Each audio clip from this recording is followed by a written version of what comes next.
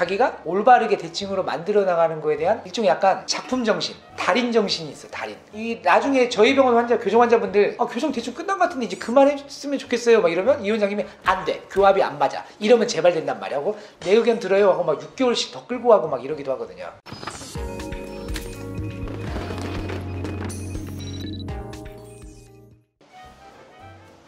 안녕하세요. 최인희 치과의 대표원장 최기수 원장입니다. 안녕하세요. 최인희 치과 대표원장 이정아입니다.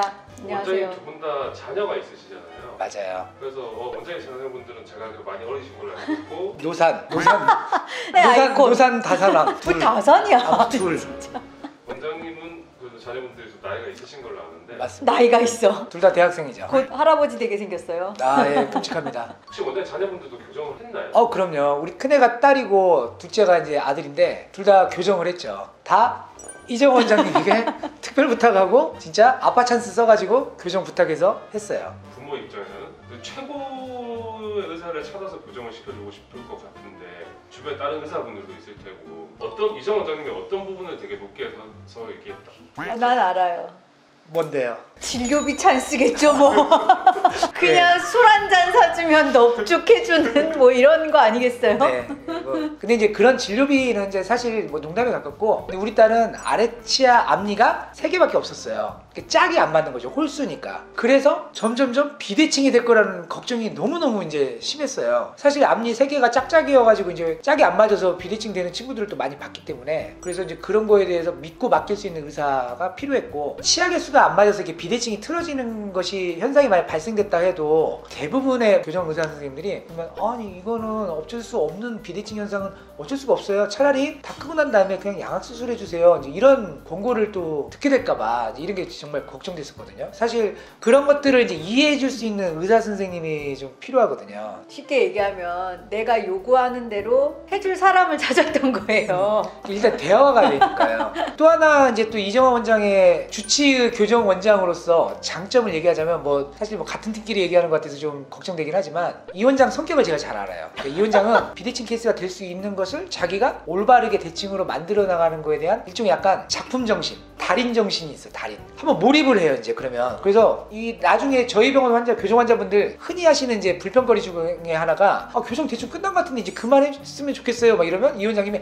안 돼, 교합이 안 맞아, 이러면 재발된단 말이야 하고 내 의견 들어요 하고 막 6개월씩 더 끌고 가고 막 이러기도 하거든요. 그런 면에서 이제 이정아 원장의 최대 장점은 그거죠. 각 환자에 대해서 몰입을 좀 해주고 재발이 일어나지 않게끔 하는 거에 대한 상당한 어떤 강박관념이라고 할까? 그래서 완성이 되지 않고서는 안 끝내. 그러니까 저는 사실 제 자식을 맡기는 입장에서는 이정아 원장이 맡아준다면 최소한 재발되지는 않겠지, 나중에 2번 교정하지는 않겠지라는 믿음은 예전부터 있었어요. 그래서 이정아 원장한테 맡긴 거고, 사실 지금도 그래서 아기가, 딸은 2009년에 시작했어요. 9살 때. 그래서 교정이 2년 만에 끝났는데 둘 다 지금 21년도니까 이제 9년 지났잖아요. 전혀 재발 없이, 그런 거 없이 건강히 잘 지내니까 부모로서는 진짜 안심이 돼서 좋아요. 근데 이게 저는 사실 이제 맡겼잖아요 저한테. 근데 이런 신뢰를 갖고 맡긴 줄 알았어. 그런데 신뢰가 가끔 오르락 내리락 해요. 그래서 근데 이제 이거는 환자 및 환자의 보호자는 사실 신뢰가 오르락 내리락 해요. 긴 시간 동안이기 때문에. 근데 나름 동료고 치과 의사고 하니까 그냥 믿고 쭉 갈 줄 알았는데 휴일에도 막 전화가 와. 이 원장 이거 장치 어떻게 받았는데 이게 안 맞아. 이렇게 안 맞는 걸 왜 준 거야? 아니 그게 이렇게 끼면 그게 끼워지는데 혹시 그렇게 해봤어? 되네. 끊어. 그러고 끈 거예요.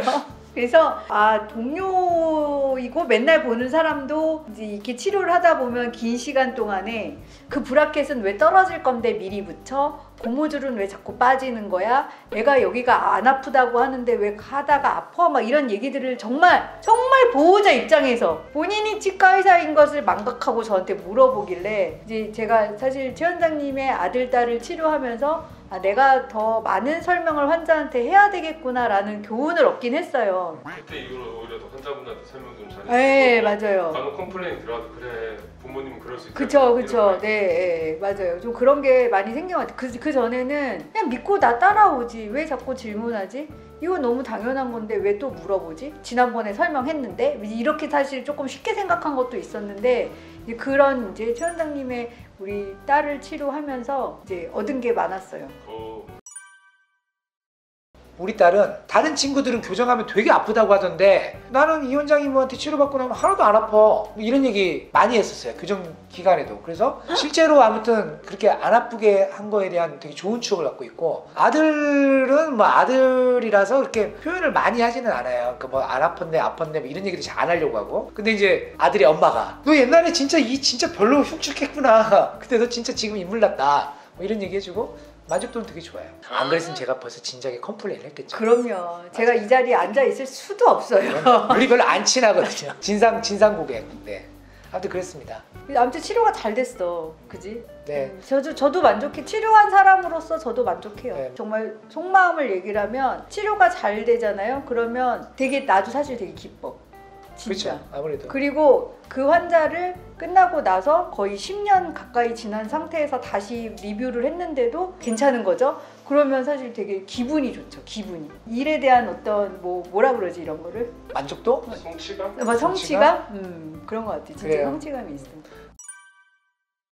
마지막으로 이제 교정을 고민하거나 앞두고 있는 보호자분들에게 어떤 마음을 가지고 이 롱레이스를 가면 좋을지 글쎄요. 보호자 입장에서는 사실 병원에 대한 어떤 신뢰를 유지하는 게 사실상 쉽지는 않아요. 병원이 한결같다고 느낄 수가 없는 부분도 있긴 있거든요. 그런데 이제 그럴 때마다 이렇게 혼자서 상상을 하시면 안 되고 왜 그런지, 왜 내가 이 병원에 신뢰가 자꾸 떨어지려고 하는지에 대한 그런 부분을 자꾸 병원이랑 얘기를 하시면서 그 기간 동안 이제 또 대화로 다시 극복하고 또 치료 결과로 또 보답하고 하면서 그래서 이제 그 롱 레이스를 버틸 수 있지 않을까라고 저는 생각을 합니다. 맞습니다.